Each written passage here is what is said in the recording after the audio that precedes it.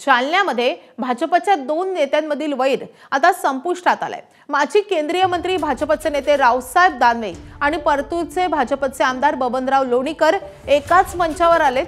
पालिका निवडणुकीच्या पार्श्वभूमीवर दोघांमधील वैर संपल्याचं त्यांनी भर सभेमध्ये जाहीर केलंय।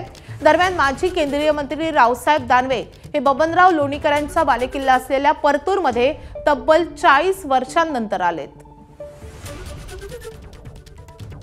बबनराव, तुमची वेळ आली माधवा। आज विधानसभा लढले बबनराव। एक निवडणूक म्हणजे एक बाळांपण, पण ताकाने पडला बबनराव।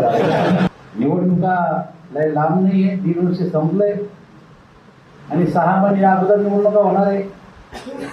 म्हणजे राहिली किती 3 वर्ष। मी तुम्हाला खात्रीनं सांगतो, तुमच्याला शब्द देतो की बबनरावच्या पाठीमागं मी 100% हरी म्हणून मी निवडणूक लढणार याची घोषणा केली। तिथं पार्टीला राज्यपाल तुला द्यायला राज्यपाल झालं आमचं ध्यान भाव। एबीपी माझा, उघडा डोळे बघा नीट।